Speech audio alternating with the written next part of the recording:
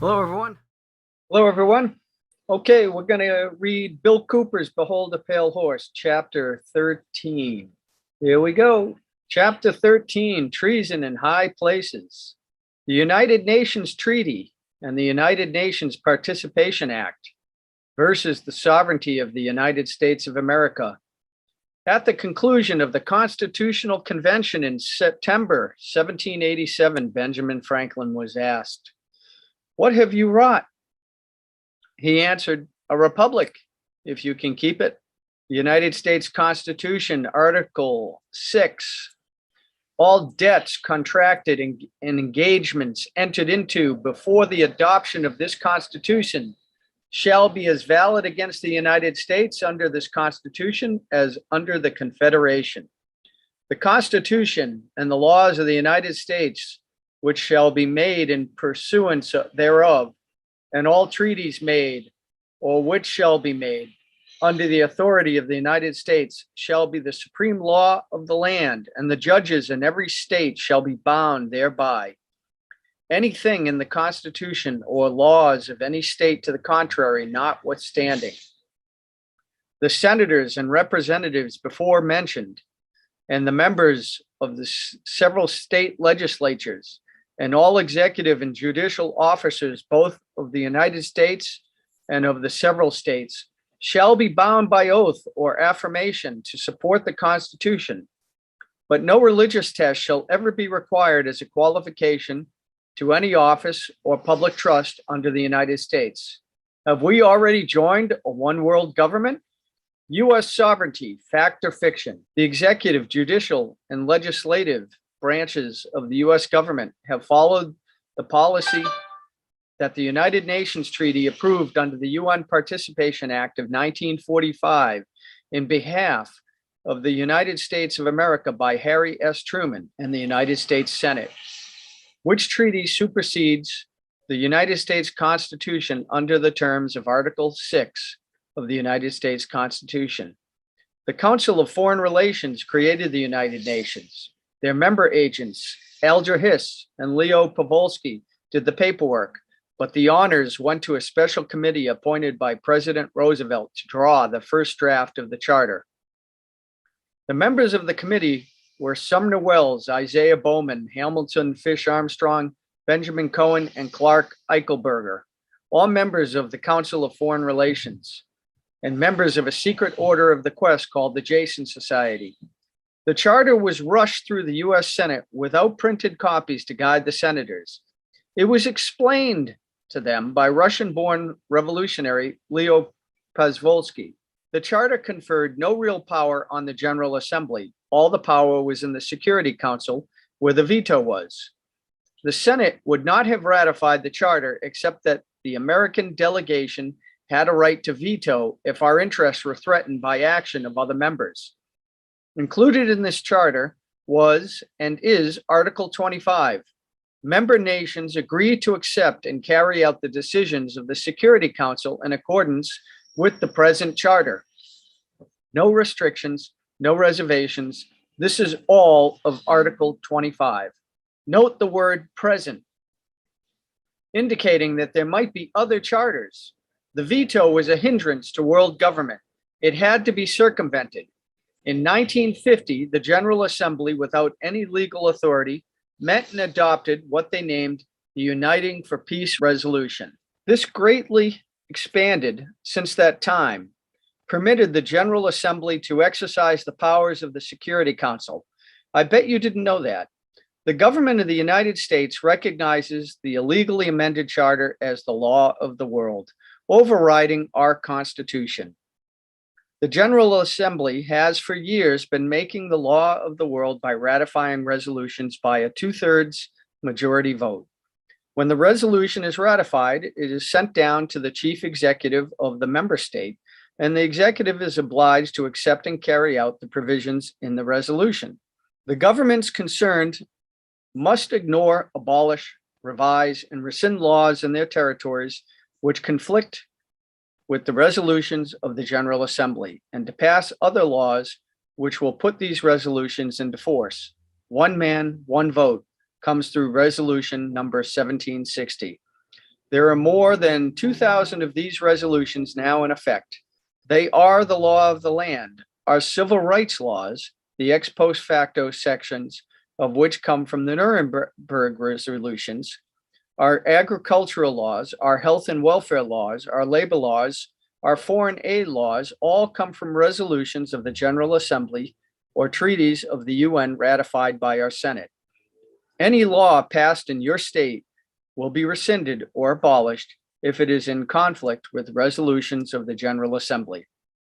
I can tell you with no reservations whatsoever that all of the intelligence organizations of the United States work directly for the United Nations in concert with the secret government toward the sole purpose of the destruction of the sovereignty of the United States of America and the bringing about of one world government. The authority cited for their efforts is Article 6 of the Constitution, the United Nations Treaty, and the UN Participation Act of 1949, signed by Harry S. Truman with the advice and consent of the U.S. Senate. This should help you understand how our laws are being made and who is making them. Ask your senators, congressmen, and state legislatures if they are aware of these facts. The following statement was made by Mr. Carl B. Ricks of Milwaukee, former president of the American Bar Association, before a Senate subcommittee which was hearing testimony on the proposed Bricker Amendment. It was entered into the House record by Lawrence H. Smith, Wisconsin, on May 11th, 1955. Congressional Record, page A3220, statement of Carl B. Ricks, Milwaukee, Wisconsin. I appear in favor of the amendments. Congress is no longer bound by its constitutional system of delegated powers. Its only test is under the obligatory power to promote human rights in these fields of endeavor: civil, political, economic, social, and cultural. These are found in Articles 55 and 56 of the Charter of the United Nations, a ratified and approved treaty. They are being promoted in all parts of the world by the United Nations. Congress may now legislate as an uninhibited body with no shackles of delegated powers under the Constitution.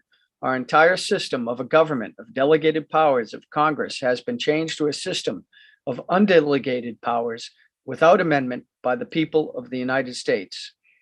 The authority for these statements is found in a volume entitled Constitution of the United States of America, annotated, issued in 1953, prepared under the direction of the Judiciary Committee of the Senate of the United States and under the chairmanship of Professor Edward S. Corwin of Princeton, aided by the legal staff of the Library of Congress. This is the conclusion on page 427 of the annotations. In a word, the treaty power cannot purport to amend the Constitution by adding to the list of Congress's enumerated powers, but having acted, the consequence will often be that it has provided Congress with an opportunity to enact measures which, independently of a treaty, Congress could not pass. And the only question that can be raised as to such measures will be whether they are necessary and proper measures for the carrying of the treaty in question into operation. It will be noted that one of the principal cases cited is that of the migratory bird case. These conclusions are those also of a committee of the New York State Bar Association, of which former Attorney General Mitchell and John W. Davis were prominent members. Now for some practical illustration of newfound powers under treaties of what Congress may do. Number one, it may enact a comprehensive education bill, providing for education in any state which does not provide it. In fact, it may take over all public education now provided by states and municipalities. Number two, it may enact a Prohibition Act without an amendment of the Constitution. It may enact a Uniform Divorce Act. It may take over all social and welfare services rendered by or through the states or their agencies. It may take over all commerce, all utility rates and service, all labor. The list may be multiplied extensively at your will. The new test of constitutionality will apply to all legislation by Congress since 1945, which deals with any of the 5 fields of endeavors. Any judge deciding on the validity of legislation must have two books before him, one, the Constitution of the United States, and the other, the Charter of the United Nations. If he does not find authority for the act in the Constitution, he will find it in the Charter. That is the exact situation in which Justice Holmes found himself and the other members of the Supreme Court when they decided the migratory bird case. The authority was not found in the Constitution. It was found in the treaty with Great Britain. The question to be answered is this: under which form of government do the people of the United States prefer to live? Manifestly, we cannot operate under both. Senators, the people of the United States, have given up their sons. They have given up billions of their substance. They should not be the only nation in the world to give up their form of government, the wonder of the world, to discharge their obligations to the people of the world. The Brooker Amendment, which would have changed this, was not passed. A letter to the editor. Borger, Texas News Herald, Sunday, November 11th, 1962. Dear Mr. Newby, replying to your letter October 12th, also challenge for November 1961, quoting Patrick Henry on treaties. In the first place, Patrick Henry was and is no authority on either treaties or the Constitution, and he opposed it. If it is too late to do anything about reinstating our Constitution, then why not just keep the traitorous UN Charter Treaty without more ado? Why didn't the American revolutionists think it too late or too difficult to defend their liberty? And if the highly intelligent framers of the Constitution were well aware of the death trap incorporated in Article 6, why then did they frame it? Did they not expect patriots rather than treasonous as our elected officials to honor and enforce the spirit, letter, and intent of the Constitution? I note you say that according to a law dictionary, the terms legal and lawful are almost one and the same. Agreed, almost, but not quite. I believe there is a fine point of difference. Taking us into the UN may seem to have been done legally by the President and Senate, but the act is still unlawful because it is unconstitutional. And the Constitution is the supreme law of the land. All renowned and genuine constitutional experts have always held that anything which contravenes, diminishes, or perverts the Constitution is null and void and of no effect. Neither the President or Senate has authority or power to change, diminish, or destroy the Constitution by usurpation, treaty, or otherwise. Only a constitutional amendment can lawfully change it. The Constitution is a contract that we, the people of the United States of America, made with one another, which sets up the machinery of government to carry out this contract, mainly for the purpose of protecting individual rights as well as state rights against the powers of government. And no public official has a right to override the provisions of that contract. To quote Norton's Constitution of the United States, its application, etc., a law of Congress to be one of the supreme laws must be made in pursuance thereof and not in conflict with the Constitution. When not made in pursuance thereof, it is, of course, unconstitutional and of no effect. And the same would similarly apply to a wonderful decision rendered by the Supreme Court or an unlawful treaty. And from Norton's Undermining the Constitution, which quotes Alexander Hamilton in number 33 of the Federalist, it will not, I presume, have escaped observation that it expressly confines the supremacy to laws made pursuant to the Constitution. And from page 21, the general government can claim no powers which are not granted to it by the Constitution, and the powers actually granted must be such as are expressly given or given by necessary implication. Anyone with the presumed intelligence to be President of the United States must know that he cannot lawfully make any such far-reaching treaty with the United Nations or any other foreign power as you envision by your language, without laying himself open to the charge of treason under Article 3, Section 3 of the Constitution.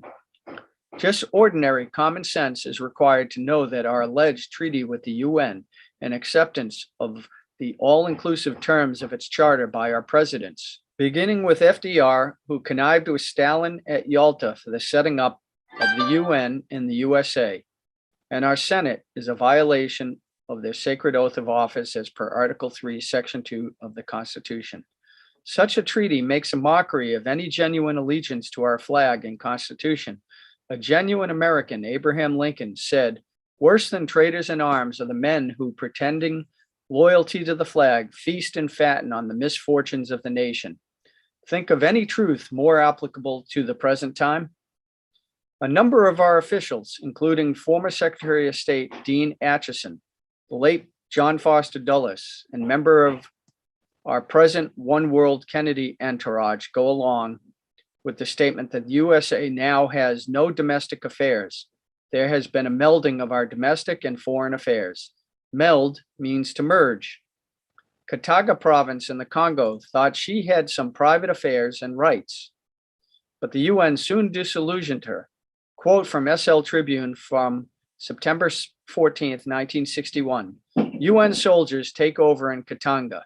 UN troops seize Katanga's capital, Elizabethville, in a brisk battle Wednesday, and the Congo's central government proclaimed the return of that secessionist province.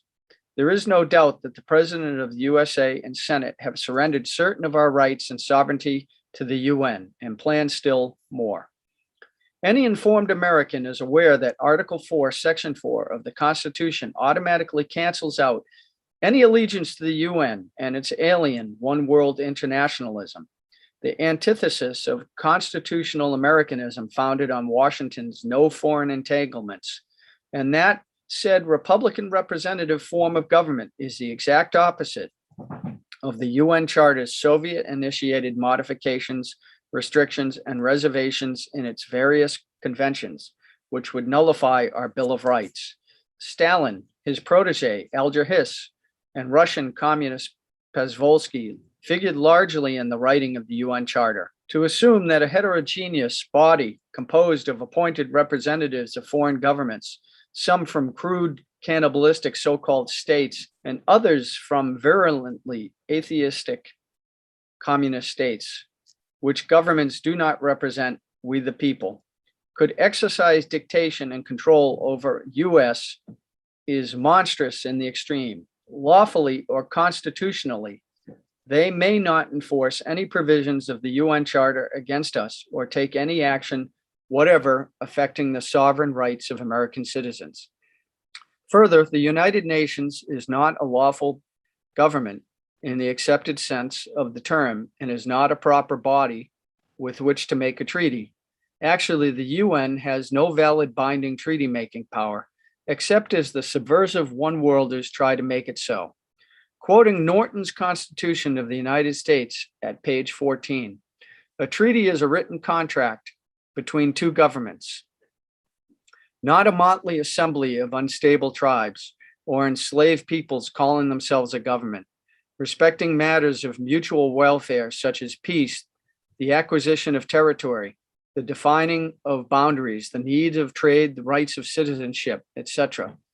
And such treaties, even though legally made, may be abrogated for cause.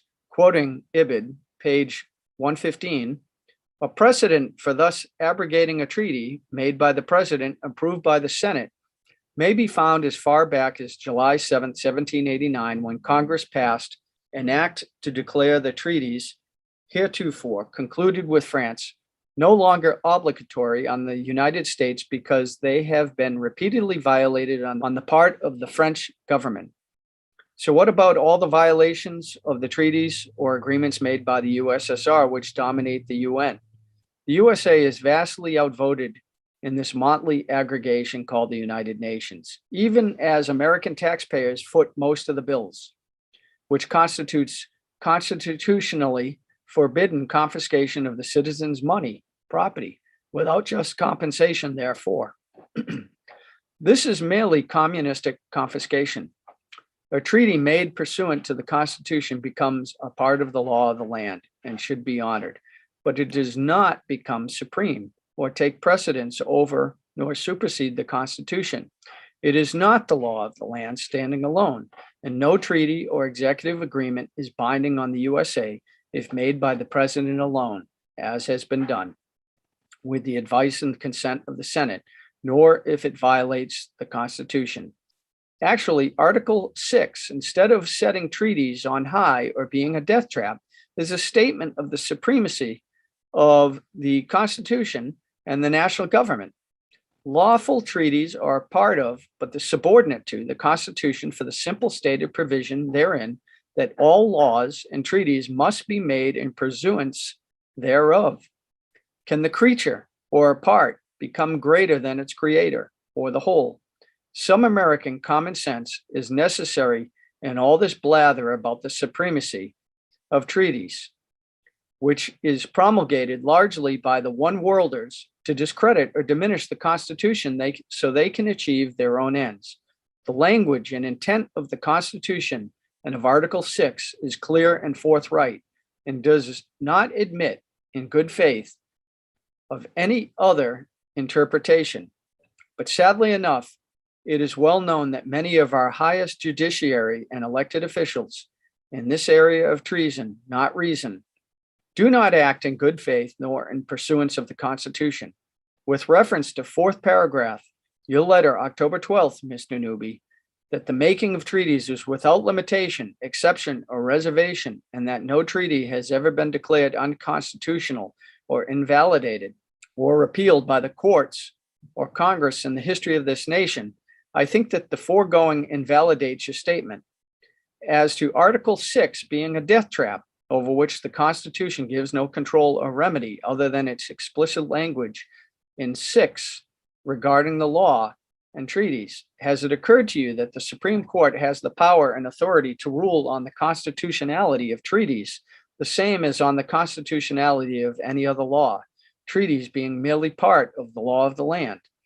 Article 3, Section 2 explicitly states the judicial power shall extend to all cases in law and equity arising under this Constitution, the laws of the United States, and treaties made or which shall be made under their authority.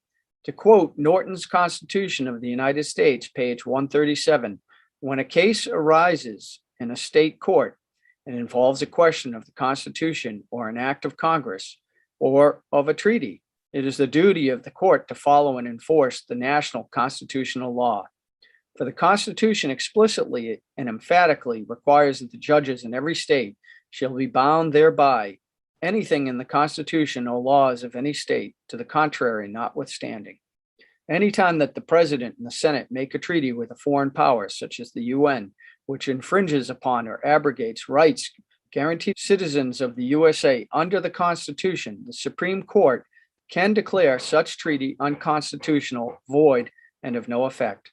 Of course, the present Supreme Court, being composed of political radicals rather than judicial constitutional experts, is not likely to take such action unless forced to do so by public opinion and demand.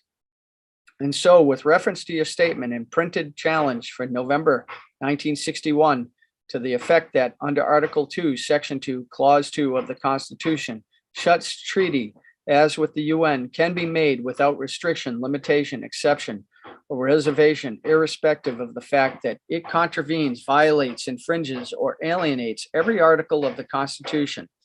All that is necessary is for the President and Senate to ratify any treaty, and it is in force. The above article and clause likewise does not stand alone, but must be construed in the light of the entire Constitution. Your interpretation is not only to make idiots of the founding fathers and framers of the Constitution, but to say that regardless of the solemn presidential oath of allegiance required by Article 3, Section 2A, regardless of the supreme sovereignty of the U.S. Constitution, and in violation of the explicit language contained in Article 6, i.e., this Constitution and the laws of the United States, which shall be made in pursuance thereof, and all treaties under the authority of the United States, as well as all authoritative rulings by genuine constitutional authorities, to the effect that anything which contravenes the Constitution of the USA is null and void, including any such acts by the Congress. Despite all of the foregoing, I reiterate that your interpretation would claim that there is absolutely no constitutional safeguard for the American people against treasonous treaties, which gives aid and comfort to our enemies, as per Article 3, Section 3. Your interpretation would give complete immunity to the maker of such treaties. It would constitute changing the Constitution by usurpation. in violation of the intent, spirit, and letter of the Constitution as a whole. The president obviously is not a free agent by virtue of Article 2, Section 2, Clause 2, to make any sort of treaty he would like, but is bound down by the chains of the entire Constitution. Nothing else makes any sense. His treaty-making acts are subject to review by the courts. True, we should demand rescinding of the action by both Senate and Harry S. Truman in signing the UN Participation Act of 1945 in behalf of the USA. This would put the world on notice that we were once more honoring our own Constitution, Charter of Freedom, as the supreme law of the land and reinstating it to its former proper supreme position, as well as reclaiming our sovereignty as an independent republic in accordance with our Declaration of Independence. There is not, nor ever will be, any true peace, freedom, safety, or security of the American people under the alien UN Charter. There is no substitute for American independence. Many men have died and worms have eaten them for a far lesser cause. And so, Mr. Newby, you and I do have one primary objective in view: get the US out of the UN and the subversive UN out of the USA. Most sincerely yours, Marilyn R. Allen. I guess that just about covers the UN Charter versus US sovereignty hoax. No one should ever be able to bullshit you on this issue again. Your job now is to make sure your congressmen and senators are educated on this issue. Get to work now. That is the end of chapter 13 of Behold a Pale Horse. Okay. Have a great day, everybody. Leave any comments below. Anything you want to add.